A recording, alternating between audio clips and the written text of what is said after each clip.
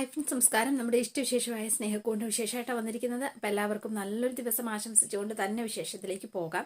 തുടങ്ങുമ്പോൾ തന്നെ കാണുന്നത് നമ്മുടെ പൂർണിമയും കുറുപ്പും അതുപോലെ ഇന്ദ്രനും പ്രതാപനും അച്ചുവും ശ്രീഹരിയും ഒക്കെ കൂടി അവിടെ നിൽക്കുകയാണ്. അപ്പോൾ പ്രതാപനെ അകത്തേക്ക് കയറ്റി കൂടാനായിട്ട് റെക്കമെൻഡേഷനുമായിട്ട് വന്നിരിക്കുകയാണ് കുറുപ്പ്. അല്ലെങ്കിൽ കുറുപ്പിന്റെ നിലനിൽപ്പ് അപകടത്തിലാകും എന്ന് മനസ്സിലാക്കിയത് കൊണ്ട് മാത്രമാണ് അയാൾ അങ്ങോട്ടേക്ക് വന്നിരിക്കുന്നത് കേട്ടോ. അപ്പൊ കുറുപ്പ് ഇങ്ങനെ സംസാരിക്കുകയാണ്. ഇന്ദ്രനെ അകത്ത് കയറ്റിയ സ്ഥിതിക്ക് നിനക്ക് പ്രതാപനോടും ക്ഷമിക്കാം എന്നിങ്ങനെ പറഞ്ഞു.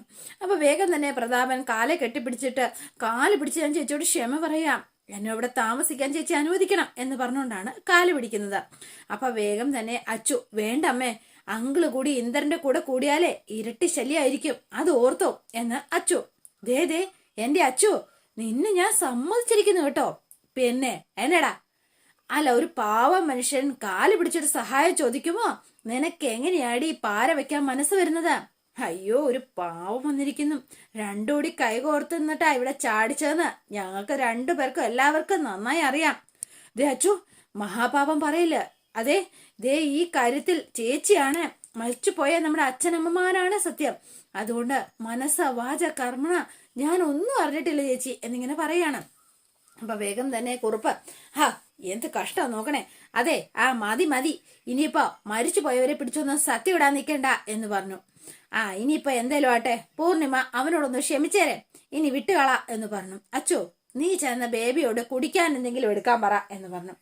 അപ്പൊ വേഗം തന്നെ അച്ചു അകത്തേക്ക് പോയി. അത്ര ഇഷ്ടപ്പെട്ടിട്ടില്ല, ഇവനെ ശല്യം കൂടെ സഹിക്കണമല്ലോ എന്നോർത്ത് പോയി കൊണ്ടുവാ എന്ന് ഹരിയോടും. ഹരിയോ ഒന്ന് നോക്കിയിട്ട് അകത്തേക്ക് കയറി പോയി. പൂർണിമയും പോയി. എന്താണെങ്കിലും വാ എന്ന് പറഞ്ഞോണ്ട് കുറുപ്പ്. അപ്പൊ ഇന്ദ്രനും ഭയങ്കര സന്തോഷമായിട്ടോ. വാടോ. അപ്പൊ എന്താ സന്തോഷം, ചാടിത്തുള്ളി എന്നൊക്കെ വെച്ചിട്ട് ഇവനും പുറകെ തന്നെ ചെല്ലുകയാണ് എല്ലാവരുടെയും. ഈ സമയത്ത് സേതുവും പല്ലവിയും കൂടി നേരെ പൊന്നുമടത്തിലേക്ക് എത്തി. അപ്പൊ കല്യാണം എല്ലാം കഴിഞ്ഞു, ശരിയായ ശേഷമാണോ വരുന്നത്. അപ്പൊ വന്ന ഉടനെ തന്നെ സേതുവേട്ടാ, എന്താ സേതുവേട്ടന്റെ ഉദ്ദേശം എന്ന് ചോദിക്കുക. എന്താ മനസ്സിലായില്ല? ഋതുവിന്റെ കാര്യമാണ് ഞാൻ ചോദിച്ചത്. ഞാനാണോ ഈ ദുരുദ്ദേശമായിട്ട് നടന്നത്? അവളാണോ? അവളല്ലേ? താൻ ചോദിക്കുന്നത് കേട്ടാ തോന്നുമല്ലോ ഞാനാ കുഴപ്പമുണ്ടാക്കിയെന്ന്. അയ്യോ സേതുവേട്ടാ, അങ്ങനെയല്ല സേതുവേട്ടാ. സേതുവേട്ട ഒന്ന് നിന്നേ. എന്താണ്? ദേ സേതുവേട്ടാ, ആലോചനയില്ലാതെ വെറുതെ എടുത്തു ചാടി ഒന്നും ചെയ്യല്ലേ. പല്ലവി, താനും കൂടി എന്റെ ക്ഷമ പരീക്ഷിക്കാണോ എന്നിങ്ങനെ ചോദിക്കുക. എല്ലാവരുടെയും കണ്ണു കെട്ടി ഋതു എന്തിനാ അവിടെ പോയത് എന്ന് ചോദിക്കുകയാണ്. അവളുടെ വയറ്റിൽ വളരുന്ന കുഞ്ഞിനെ ഇല്ലാതാക്കാൻ വേണ്ടിയിട്ടാ. എന്നിട്ട് അവളിപ്പോ എവിടെയാ ചെന്ന് ചാടിയിരിക്കുന്നത്? പെൺവാണിഭ സംഘത്തിലാ ചെന്ന് ചാടിയിരിക്കുന്നത്. ഇത്രയൊക്കെ ആയിട്ടും അവളുടെ ആങ്ങളെയായ പിന്നെ ഞാൻ എന്ത് ചെയ്യണോന്ന് എന്താ പറയുന്നത്? മിനിമം ആ ചെകിടത്തെങ്കിലും ഒന്ന് പൊട്ടിക്കട്ടെ. എന്റെ ഈശ്വര, ഇങ്ങനെയാണെങ്കിൽ ഞാനൊന്ന് പറയില്ലായിരുന്നോ? ദേ നോക്കി, കുറുപ്പങ്കിൾ വന്നിട്ടുണ്ട്. എല്ലാവരും അറിയിച്ച നമുക്ക് തന്നെയല്ലേ നാണക്കേട്. ദേ ഒരു കാര്യം പറ, തൽക്കാലം സേതുവേട്ടനൊന്ന് നിയന്ത്രിക്കാം. അകത്തെ സിറ്റുവേഷൻ എന്താണെന്ന് നോക്കിയ ശേഷം അതിനുശേഷമേ പെരുമാറാവൂ. പല്ലവി, എല്ലാം എന്റെ കയ്യിൽ നിന്ന് പോയിരിക്കാം. താനും ഹരിയും കൂടി പോയിട്ട് ആ അപകടത്തിൽ പോയി ചാടിയിരുന്നെങ്കിലോ? ചിന്തിച്ചു കൂട്ടി വെറുതെ കാട് കയറലേ സേതുവേട്ടാ. ഞാൻ പറയുന്നൊന്ന് കേൾക്ക്. ഞാൻ നിങ്ങളുടെ കാല് വേണേ പിടിക്കാം, പക്ഷെ ഋതുവിനോട് മാത്രമായി സംസാരിച്ചാൽ മതി. പല്ലവി, താൻ എന്തിനാണ് കാല് പിടിക്കുന്നത്? താൻ അതിന് തെറ്റൊന്നും ചെയ്തിട്ടില്ലല്ലോ, പിന്നെന്താ? തോന്നിവാസം കാണിച്ചവര് പരമാവധി രക്ഷിച്ചെടുത്തത് മാത്രമല്ലേ ചെയ്തുള്ളൂ. ഞാൻ പറഞ്ഞിട്ട് എല്ലാവർക്കും നാണക്കേടാവുന്ന പോലെ പെരുമാറരുത്, അത്രേ ഉള്ളൂ. ശരി, ഇല്ല, ഞാൻ നിയന്ത്രിക്കാം. എന്താ അതുപോരെ? മതി എന്ന് പറഞ്ഞു. എന്താവാ എന്ന് പറഞ്ഞു ഇവരകത്തേക്ക് ചെല്ലുമ്പോ ഇവരെല്ലാവരും ഇവിടെ ഇങ്ങനെ ഇരിക്കുകയാണ്. കുറുപ്പും പൂർണിമയും. അപ്പൊ പ്രതാപനും ഇന്ദ്രനും അച്ചുവും നമ്മുടെ ഹരിയും ഒക്കെ നിപ്പുണ്ട്. അപ്പോഴേക്കും ബേബി ചേച്ചി ഇതേണ്ട കുടിക്കാനുള്ള ജ്യൂസൊക്കെ ആയിട്ട് അങ്ങോട്ടേക്ക് വരികയാണ് കേട്ടോ. നേരെ കൊണ്ടുവന്ന് നേരെ കുറുപ്പിന് കൊണ്ട് കൊടുക്കുകയാണ് കേട്ടോ. അപ്പം ഇവരൊക്കെ എടുക്കാൻ ചെന്നപ്പോഴത്തേനും ആകെ നാണക്കേടായി. സുഖാണോ ബേബി? തട്ടി മുട്ടി അങ്ങനെ പോന്നു. പരിക്കൊന്നും പറ്റുന്നില്ല എന്ന് മാത്രം എന്ന് പറഞ്ഞു ബേബി. അത് മതി, പരിക്കൊന്നും പറ്റുന്നില്ലല്ലോ, അത് തന്നെ സന്തോഷം. പരിക്ക് പറ്റാത്തതാണോ അപ്പൊ നിങ്ങളുടെ പ്രശ്നം എന്ന് ഇന്ദ്രൻ ചോദിക്കുകയാണ്. കഷ്ടം തന്നെ നിങ്ങളുടെ കാര്യം. അല്ല, കണ്ടിട്ട് കുറെ ആയല്ലോ പ്രതാപൻ സാറേ, എവിടെയായിരുന്നു എന്ന് ചോദിച്ചു. അല്ല, ഇനിയിപ്പോ നമുക്ക് എന്നും കാണാലോ ചേച്ചി. കാണണമെന്ന് വെറുതെ താല്പര്യമില്ലായിരുന്നു എന്ന് പറഞ്ഞു പ്രതാപനോട്. അയ്യേ, നാണം കെട്ട് ചമ്മി എന്ന് പറഞ്ഞു. എന്നിട്ട് ബേബി ചേച്ചി നേരെ അകത്തെ കിച്ചണിലേക്ക് അങ്ങ് പോവുകയും ചെയ്തു കേട്ടോ. പൂർണിമയും അതുപോലെ തന്നെ ഇവരിങ്ങനെ ഇരിക്കുന്ന സമയത്ത് സേതുവും പല്ലവിയും കൂടി അകത്തേക്ക് കയറി വരികയാണ്. വേഗം ഇവരെ കുറുപ്പമാവനെയൊക്കെ കണ്ടു. അപ്പോൾ പ്രതാപനും അവിടെ നിൽക്കുന്നത് കണ്ടു. അത്ര സൂചിച്ചിട്ടൊന്നുമില്ല, പക്ഷെ എങ്കിലും മിണ്ടാൻ പറ്റാത്തത് കൊണ്ട് ഒന്നും മിണ്ടിയില്ല എന്ന് മാത്രം. ലക്ഷ്മി എവിടെ എന്നിങ്ങനെ ചോദിക്കുകയാണ് സേതുവിനോട്. അപ്പൊ സേതു ഇങ്ങനെ മിണ്ടാതെ നിൽക്കുക. നീയും ലക്ഷ്മിയും കൂടിയല്ലേ ഇവിടുന്ന് പോയത്? എവിടെ ലക്ഷ്മി? നിങ്ങൾ പിന്നെ എങ്ങനെ ഒരുമിച്ച് വന്നു എന്ന് ചോദിച്ചു. എന്നെ സേതുവേട്ടൻ എന്നെ വിളിച്ചതാ പൂർണിമാമേ, രജിസ്റ്റർ ഓഫീസിൽ വെച്ച് എന്ന് പറഞ്ഞു. അപ്പൊ എല്ലാവരും ഒന്ന് ഞെട്ടി കേട്ടോ. എല്ലാവരും ഇങ്ങനെ നോക്കാണ്. രജിസ്റ്റർ ഓഫീസിലോ? ലക്ഷ്മി അമ്മയുടെയും വേണു സാറിന്റെ വിവാഹവും നടത്തി സേതുവേട്ടൻ എന്ന് പറഞ്ഞു. ഇത് കേട്ടപ്പോൾ എല്ലാവർക്കും ഭയങ്കര സന്തോഷമായിട്ടോ. സക്സസ് എന്നൊക്കെ പറഞ്ഞ് ഇന്ദ്രന്റെ ഭയങ്കര ആക്ടിങ്ങും പെർഫോമൻസും ഒക്കെ. അതേതായാലും നന്നായി. ഇനിയിപ്പോ വേണുഗോപാലിന്റെ ഭാര്യയാണെന്ന് ലക്ഷ്മിക്ക് ധൈര്യമായി തന്നെ പറയാമല്ലോ. അത് നന്നായി എന്ന് പറഞ്ഞു. അത് മാത്രമല്ല സാർ, ഇവിടുത്തെ അച്ഛന്റെ ഭാര്യ സ്ഥാനത്ത് പൂർണിമാമ മാത്രമേ പാടുള്ളൂ എന്ന് സേതുവേട്ടന് ഒരേ നിർബന്ധം. അതാണ് പ്രശ്നം. അപ്പൊ ഭയങ്കര സന്തോഷത്തില് പൂർണിമ എഴുന്നേറ്റ് വന്ന് സേതുവിന്റെ കയ്യിലിങ്ങനെ പിടിച്ചിട്ട്, നന്നായി മോനെ, നന്നായി, ഒരുപാട് പുണ്യം കിട്ടും. നീ ലക്ഷ്മിയെ കൈവിടില്ല എന്ന് എനിക്ക് നന്നായി അറിയാമായിരുന്നു. എന്തൊക്കെ പറഞ്ഞാലും ഇതിപ്പോ അമ്മമാർക്ക് ജീവിതം നേടിക്കൊടുത്തു എന്ന് കേട്ടിട്ടേ ഉള്ളൂ. നീ സ്വന്തം അമ്മയ്ക്ക് ലക്ഷ്മി ഏറ്റവും കൂടുതൽ ആഗ്രഹിച്ചായിരുന്ന ആ ജീവിതം തന്നെ നേടിക്കൊടുത്തില്ലേ? ഒരുപാട് പുണ്യം കിട്ടും നിനക്ക് ഒരുപാട് നന്മ മാത്രമേ കിട്ടുള്ളൂ, കോടി പുണ്യവും കിട്ടും എന്നൊക്കെ പറഞ്ഞ പൂർണിമ. അപ്പൊ വേഗം തന്നെ പ്രതാപന്റെ വക ഷോ ഓഫ്. പ്രതാപൻ, സേതുട്ടാ കൺഗ്രാറ്റ്സ്, നല്ല കാര്യം ചെയ്തത് എന്ന് ഹരിയും ഇങ്ങനെ അപ്രീഷിയേറ്റ് ചെയ്യാണ് കേട്ടോ. മാറിക്കടോ പ്രതാപ എന്ന് പറഞ്ഞ വേഗം ഓടി ചെന്നിട്ട്, അമ്മ മാറിക്കേ, ഞാൻ എന്റെ സേതുവിനെ ഒന്ന് അഭിനന്ദിക്കട്ടെ, കൺഗ്രാചുലേഷൻ അളിയാ, കൺഗ്രാചുലേഷൻ, സൂപ്പർ എന്നൊക്കെ പറഞ്ഞ് കെട്ടിപ്പിടിക്കുകയാണ്. അപ്പൊ ഇവന്റെ ഷോ ഓഫ് കണ്ട്, എന്റെ അളിയനാണ് അളിയൻ, ഇത്രയും നല്ലൊരു അളിയനെ കിട്ടിയതിൽ ഞാൻ അഭിമാനിക്കുക. സത്യം പറഞ്ഞ എന്താ ഇന്ന് കാക്ക മലർന്നു പറക്കും എന്നച്ചു. അതിനെന്ത് കാക്കയ്ക്ക് എന്ത് പറ്റി? അല്ല, ആ നാവിൽ നിന്ന് സേതുവേട്ടനെ കുറിച്ച് ഒരു നല്ല വാക്ക് പറഞ്ഞല്ലോ, അതുകൊണ്ട് പറഞ്ഞു എന്ന് മാത്രം. സി അച്ചു, ഞാനിപ്പോ പഴയ ആളൊന്നും അല്ല, ഒന്ന് പോടോ എന്ന് പറഞ്ഞു. കുടിച്ച വെള്ളത്തിൽ പോലും വിശ്വസിക്കാൻ കൊള്ളില്ല, അത് എനിക്ക് നന്നായി അറിയാം എന്ന് പറഞ്ഞു. അപ്പൊ പ്രതാപൻ, അതാ കറക്റ്റ് ഡോ. അപ്പം വേഗം തന്നെ പൂർണിമേ, എന്നാ പിന്നെ ഞാൻ ഇറങ്ങാട്ടോ എന്ന് പറഞ്ഞ് കുറുപ്പ് അങ്ങോട്ട് പോവാ. അപ്പൊ പോവാണോ? എന്നാ കുറുപ്പനോട് ഒരു കാര്യം സംസാരിച്ചിട്ട് വരട്ടെ എന്ന് പറഞ്ഞുകൊണ്ട് പുറകെ തന്നെ നമ്മുടെ പ്രതാപൻ പോയി. കുറച്ച് പുറകെ തന്നെ നമ്മുടെ എന്താ പറയാ ഇന്ദ്രനും പുറത്തേക്ക് ഇറങ്ങി പോണ്ട് കേട്ടോ. വേഗം തന്നെ സേതു ചോദിച്ചു, ഋതു എവിടെ എന്ന് ചോദിച്ചു. അപ്പൊ ഋതു കിച്ചണിലുണ്ട് എന്ന് പറഞ്ഞു. എന്താണെങ്കിലും ഞാനൊന്ന് കിടക്കട്ടെ, എനിക്ക് വല്ലാത്ത ക്ഷീണം എന്ന് പറഞ്ഞ് പൂർണിമ റൂമിലേക്ക് പോയി.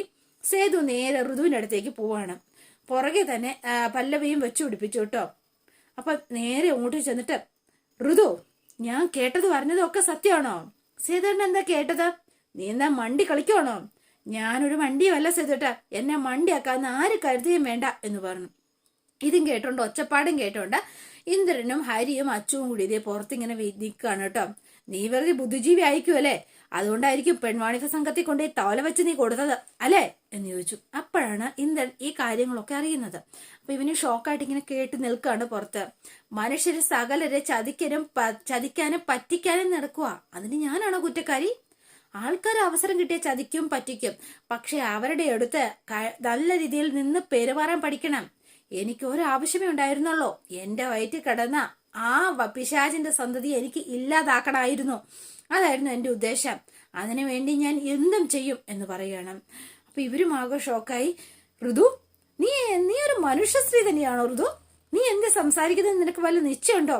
ഇത്രയായിട്ട് ഒരു കുഞ്ഞിനെ ഇല്ലാതാക്കാൻ നിനക്ക് ഒരു മടിയില്ലേ? കുഞ്ഞോ? ഒരു കുഞ്ഞല്ല, ഒരു ഭ്രൂണം, അത്രേ ഉള്ളൂ. ഇല്ലാത്ത സെന്റിമെന്റ്സും പറഞ്ഞുകൊണ്ടിരിക്കാൻ എനിക്ക് പറ്റില്ല, എന്നെ അതിന് കിട്ടത്തുമില്ല. നിന്നെ ഞാൻ എന്ന് പറഞ്ഞ കൈ ഇങ്ങനെ ഓങ്ങാണ് സേതു. അടിയും വഴക്കുണ്ടാക്കിയിട്ട് എന്താ സേതുയുടെ കാര്യം? വിവരം സേതുവേട്ടനെ അറിഞ്ഞോട്ടെ എന്ന് കരുതി മാത്രാ ഞാൻ പറഞ്ഞത്. ഇനി ഇവളിങ്ങനൊന്നും ചെയ്യില്ല. ആര് പറഞ്ഞു ചെയ്യില്ല എന്ന് ചോദിച്ചു ഋതു. ഋതു, നിന്നെ ഞാൻ... അപ്പൊ പല്ലവിക്കും കലി വരികയാണ് കേട്ടോ. ഒരവസരം കിട്ടിയ ഇനിയും ഞാൻ ഇത് തന്നെ ഞാൻ ചെയ്യും എന്ന് പറഞ്ഞു ഋതു.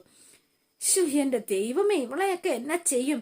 എനിക്ക് വേണ്ട ആ ചതിയന്റെ സന്തതിയെ എന്ന് പറഞ്ഞുകൊണ്ടാണ് ഇവള് നിൽക്കുന്നത്. ഒറ്റ കാലിലാണ് ഋതുവിന്റെ നിൽപ്പ്.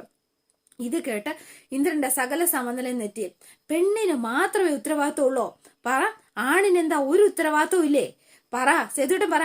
കുറെ നാളായിട്ട് അവൻ ഓടി നടക്കുന്നു മറ്റുള്ളവരെ ചതിക്കാനും വഞ്ചിക്കാനും കുബുദ്ധിയുമായിട്ട്.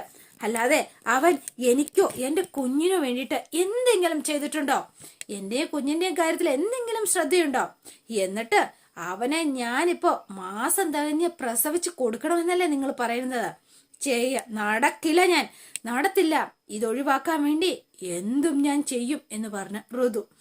അപ്പൊ എന്റെ പൊന്നോ, പെട്ടുപോയി സേതുവും ഏവരും. അപ്പൊ ഇന്ദ്രൻ നേരെ അകത്തേക്ക് കയറി ചെല്ലുകയാണ് കേട്ടോ. എന്നിട്ട് ഡി ഓഹോ, അപ്പൊ നീ ഇന്ന് വാതിലിന് പുറത്തു നിന്ന് കഥ കേൾക്കുമായിരുന്നോ അല്ലേ? നീ എന്റെ കുഞ്ചിനെ കൊല്ലുമല്ലേടി? അയ്യോ, എന്ത് മികച്ച ഡയലോഗ്! ആ നാടകക്കാർ കണ്ടാൽ നിന്നെ പൊക്കിക്കൊണ്ടു പോവും. എടി നാശം പിടിച്ചോളാം നിന്നെ ഞാൻ എന്ന് പറഞ്ഞു. അപ്പൊ ഇവർ രണ്ടുപേരും അങ്ങോട്ടും ഇങ്ങോട്ടും നിന്നെ തലയടിച്ചു പൊട്ടിക്കും എന്ന് പറഞ്ഞ് ഇവർ രണ്ടുപേരും ഏറ്റുമുട്ടുവാണ്. കൊല്ലാനും ചാകാനും മടിയിലാ നിൽക്കോ ഞാനിപ്പോ, മനസ്സിലായോ? അപ്പൊ ഋതു പാത്രമൊക്കെ പിടിച്ച് ഇവന്റെ നേരെ, ഡാ ഒന്ന് ഇറങ്ങിപ്പോടാ അവിടുന്ന് എന്ന് പറഞ്ഞു. സേതു, ദേ ഞാൻ നീ പറയുന്നത് കേട്ട് നിൽക്കുന്നത് ഇവക്കും എന്റെ കുഞ്ഞിന് വേണ്ടിയിട്ടല്ലേ സേതു? എനിക്കോ? പിന്നെ എനിക്കും എന്റെ കുഞ്ഞിനു വേണ്ടി നിൽക്കുന്ന ഒരു മഹാൻ. നിനക്ക് കയറി കിടക്കാൻ ഒരു കാർ ഷെഡ് പോലും ഇല്ല. അതുകൊണ്ട് സ്വന്തം വീട്ടുകാർക്ക് പോലും നിന്നെ വേണ്ട.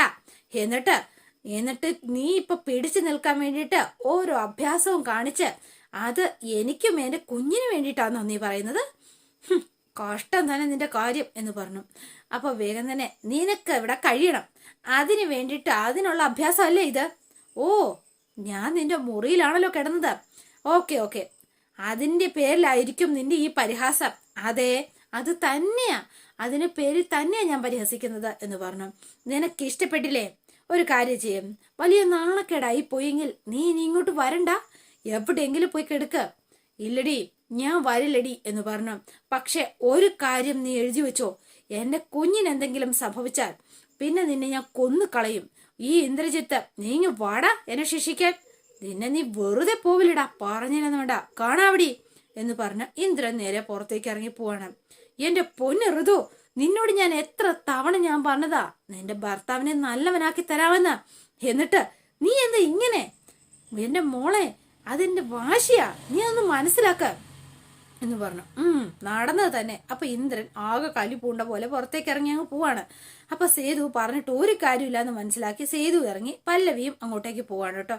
അപ്പൊ ഹരിയും അച്ചു ഇത് കേട്ട് നിന്നപ്പോഴത്തേനും അവസാനം ഹരിയോട് പറഞ്ഞു റൂമിലേക്ക് പോയിക്കോ എന്ന്. അച്ചു നേരെ ഋതുവിന്റെ അടുത്തേക്ക് ചെല്ലുമ്പോ കലി പൂണ്ടിട്ട് പാത്രമൊക്കെ നേരെ ഇങ്ങനെ സിങ്കിലേക്ക് ഇടിച്ചിങ്ങനെ നിൽക്കാണ്. ഋതു എന്ന് വിളിച്ചു. എന്താടി, ഇതിനായിരുന്നോ നീ എല്ലാവരുടെയും വാക്ക് കേൾക്കാതെ ഇങ്ങനെ നടന്നത്? എന്തിനാ ഋതു, കഷ്ടം നിന്റെ കാര്യം എന്ന് പറഞ്ഞു. അപ്പൊ ഋതുവും അവിടെ നിന്നിങ്ങനെ രണ്ടുപേരുടെ കരയാണ് കേട്ടോ, സങ്കടമായി. പിന്നെ കാണുന്നത് ഇന്ദ്രപ്രസ്ഥത്തിലാണ്. അപ്പൊ നമ്മുടെ രാജലക്ഷ്മി പാറുവിന്റെ തലമുടിയൊക്കെ ഇങ്ങനെ മസാജ് ചെയ്ത് കൊടുത്തോണ്ടിരിക്കുകയാണ്. അപ്പം നമ്മുടെ വിഷു അങ്ങോട്ടേക്ക് വന്നു. ആഹാ, ഇതെന്താ വീട്ടിൽ സ്പാ തുടങ്ങിയോ? എടാ, തലയിൽ ഇങ്ങനെ മസാജ് ചെയ്യുന്നത് വളരെ നല്ലതാ, സ്ട്രെസ് കുറയ്ക്കാനും രക്തയോട്ടം കൂടാനും അങ്ങനെ വളരെ നല്ലതാ എന്നിങ്ങനെ പറയണം. അതെ, എനിക്ക് കൂടി ഒന്ന് മസാജ് ചെയ്ത് തരണേ. പിന്നെ എനിക്ക് വേറെ പണിയില്ലല്ലോ. ഇത് ഞാൻ പാറുവിനെ ചെയ്തു കൊടുക്കുന്നതേ അവളുടെ വയറ്റിൽ കിടക്കുന്ന എന്റെ പേരക്കുട്ടിക്ക് വേണ്ടിയിട്ട് മാത്രാ, അറിയോ നിനക്ക്? അപ്പൊ പാറു, നീ കേട്ടല്ലോ, നീ നിന്നോടുള്ള സ്നേഹം കൊണ്ടൊന്നും അല്ല, നിന്റെ വയറ്റിൽ കിടക്കുന്ന പേരക്കുട്ടിയോടുള്ള സ്നേഹം കൊണ്ടാ അമ്മ ഇപ്പൊ ചെയ്യുന്നത് കേട്ടോ. സാരമില്ല, അത് കുഴപ്പമില്ല. നീ കുഞ്ഞുണ്ടാവുമ്പോ ഞാൻ അമ്മയെ ഏൽപ്പിച്ചാ മതിയല്ലോ. ആയിക്കോട്ടെ, അതിനിപ്പോ എന്താ, ഞാൻ പൊന്നു പോലെ നോക്കിക്കോളാം എന്ന് പറഞ്ഞു.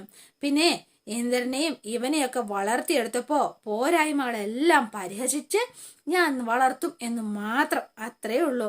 അല്ല, പൊന്നുമിടത്തിൽ പോയിട്ട് എന്തായി കാര്യങ്ങൾ എന്നിങ്ങനെ ചോദിക്കാം. ഓ, എന്താവാൻ, അതൊന്നും വലിയ കാര്യമുള്ള കേസല്ല. അവരുടെ തലയിലിരിക്കുന്ന ഭാരം എടുത്ത് എന്റെ തലയിൽ വെച്ച് തരാൻ നോക്കി. പറ്റില്ലാന്ന് ഞാൻ പറഞ്ഞു. തിരിച്ചു ഞാനെങ്കിൽ പോരുകയും ചെയ്തു. എന്തു ഭാരം, മനസ്സിലായില്ല? ഇന്ദ്രേട്ടന്റെ കാര്യം അമ്മ പറയണത് എന്ന് പറഞ്ഞു. അപ്പം വിഷത്തിന്റെ മുഖം വാടി. പിടിച്ചില്ലായിരിക്കും അല്ലേ? പിടിക്കാഴിക മാത്രമല്ല, എനിക്ക് ശരിക്കും സങ്കടം തോന്നുന്നുണ്ടമ്മേ. കാര്യം, ഒരാളെ ആർക്കും വേണ്ടാതെ അങ്ങോട്ടും ഇങ്ങോട്ടും തട്ടിക്കളിക്കാന്ന് പറഞ്ഞാല് ആര് തട്ടിക്കളിച്ചു എന്നാണോ നീ പറയണത്? ഏടാ, അവൻ സ്വമേധയായി ഇവിടുന്ന് ഇറങ്ങിപ്പോയതല്ലേ, അവിടെ തന്നെ നിന്നോട്ടെ അവൻ. ഒരു സംശയം വേണ്ട, ഇവിടെ വന്ന ഇവിടെ വന്നാൽ പല തോന്നലും വരും. പടിയിൽ എണ്ണ ഒഴിക്കാനും തറയിൽ സോപ്പ് വെള്ളം ഒഴിക്കാനും ഒക്കെ തോന്നിയെന്നിരിക്കും. അതൊന്നും ശരിയാവില്ല എന്ന് പറഞ്ഞു. മോളെ നീ വാ, നല്ല ചൂട് വെള്ളത്തില് താളി തേച്ച് കുളിക്കാം എന്ന് പറഞ്ഞുകൊണ്ട് പാറുവിനെയും വിളിച്ചുകൊണ്ട് രാജലക്ഷ്മി അങ്ങോട്ടേക്ക് പോയി. പിന്നെ കാണുന്നത് മയൂരിനെയാണ്. അപ്പൊ മയൂരി നേരെ ശ്രീകാന്തിന്റെ ഫോണിലേക്ക് വിളിക്കുക. ഞാനൊരു കാര്യം ചോദിക്കട്ടെ ശ്രീകാന്ത്? ചോദിച്ചു. അപ്പം ഇവര് ഇങ്ങനെ എന്താ പറയാ, മയൂരി സംസാരിച്ചുകൊണ്ടിരുന്ന സമയത്താണ് വേണുഗോപാൽ പുറത്തേക്ക് വരുന്നത്. മയൂരി സംസാരിക്കുന്നത് ഫുള്ള് ഇങ്ങനെ കേട്ടുകൊണ്ടിരിക്കുകയാണ് കേട്ടോ. എനിക്ക് ശ്രീകാന്തിനെ ഒന്ന് കാണായിരുന്നല്ലോ എന്ന് പറഞ്ഞു. അതിനെന്താ, കാണാലോ എന്ന് പറഞ്ഞു. എപ്പോഴാ? ഞാൻ നിന്റെ വീട്ടിലേക്ക് വരാം എന്ന് പറഞ്ഞു. അയ്യോ അത് വേണ്ട, എനിക്ക് തൽക്കാലം പപ്പ കാണാതെ അറിയാതെ വേണം നമുക്ക് രണ്ടുപേർക്കും മീറ്റ് ചെയ്യാൻ എന്ന് പറഞ്ഞു. അപ്പൊ ഇതൊക്കെ വേണുഗോപാൽ ഇങ്ങനെ കേട്ടോണ്ടിരിക്കുകയാണ്. അതെന്താ അങ്ങനെ എന്ന് ചോദിച്ചു. എന്തായാലും പപ്പയോട് പറയണമല്ലോ. ഇപ്പൊ വേണ്ട ശ്രീകാന്തേ. അതെ, പപ്പ ഇപ്പൊ തൽക്കാലം ഒന്നും അറിയണ്ട, നമുക്ക് രണ്ടുപേർക്ക് തനിച്ച് കാണണം. എന്താ, വരുവോ എന്ന് ചോദിച്ചു. വരാം എന്ന് ശ്രീകാന്ത് സമ്മതിച്ചു. എവിടെ വരണം എന്ന് പറഞ്ഞാൽ മതി. ശരി, അപ്പം എവിടെ വരണം എന്നുള്ള കാര്യങ്ങളൊക്കെ വിശദമായിട്ട് തന്നെ മയൂരി ഇങ്ങനെ പറയാണ്. ഇതെല്ലാം കേട്ടുകൊണ്ടാണ് വേണു അവിടെ നിൽക്കുന്നത്. ഉറപ്പാണേ, കാണാം, ഉറപ്പായിട്ട് കാണാം എന്ന് പറഞ്ഞു. ശരി എന്നാ ഞാൻ വെക്കുക എന്ന് പറഞ്ഞു. അപ്പൊ മയൂരി ഭയങ്കര സന്തോഷത്തിലാണ് ഇങ്ങനെ നിൽക്കുന്നത്. അപ്പൊ വേണു പതുക്കെ അങ്ങോട്ടേക്ക് ഇറങ്ങി ചെല്ലുകയാണ് കേട്ടോ. അപ്പൊ ആള് സ്വപ്നമൊക്കെ കണ്ടിങ്ങനെ തിരിഞ്ഞു നോക്കുന്നത് വേണുവിന്റെ മുഖത്തേക്കാണ്. പെട്ടെന്ന് ആൾക്കൊരു ഷോക്കായി പോയി. അല്ല, നീ എന്താ ഇവിടെ വന്ന് നിൽക്കുന്നത് എന്ന് വേണു ചോദിച്ചു. അല്ല ഒന്നുമില്ല, വെറുതെ ഫോൺ വിളിക്കായിരുന്നോ എന്ന് ചോദിച്ചു. അല്ല പപ്പ, കസ്റ്റമർ കെയറിൽ നിന്നൊരു കോള് വന്നതാ. അപ്പൊ വേണുവിന് എന്തോ ഒരു പന്തികേട് മനസ്സിലായി. ഇവളെന്താ എന്നോട് കള്ളം പറയുന്നത് എന്നാ ചിന്തിച്ചതാ. എന്നിട്ട് നേരെ അകത്തേക്ക് കയറി പോവാണ്. അപ്പൊ വേണു ഇങ്ങനെ കുറേ നേരം ആലോചിച്ച് നിൽക്കുകയാണ് കേട്ടോ. എന്തോ ഒരു സംഭവം താൻ അറിയാതെ മയൂരി ഒപ്പിക്കുന്നുണ്ട് എന്നുള്ള കാര്യം വേണുവിന് മനസ്സിലായി. അതോടെയാണ് ഇന്നത്തെ വിശേഷം അവസാനിക്കുന്നത്. ഇനി വരുന്ന വിശേഷമോ പുതിയൊരു കുഞ്ഞു വാവയൊക്കെ വരുന്നുണ്ട് കേട്ടോ. അത് മാത്രമല്ല വമ്പൻ ടെസ്റ്റുകളുമാണ് വരുന്നത്. അപ്പം എല്ലാവരും വെയിറ്റ് ചെയ്യുക. ഇഷ്ടപ്പെട്ടുവെങ്കിൽ ലൈക്ക് ചെയ്യാനും ഷെയർ ചെയ്യാനും സബ്സ്ക്രൈബ് ചെയ്യാനും ഹൈപ്പ് ചെയ്യാനും മറന്നു പോവല്ലേ. പുതുപുത്തൻ വിശേഷമായിട്ട് എത്താം. Bye and see you again.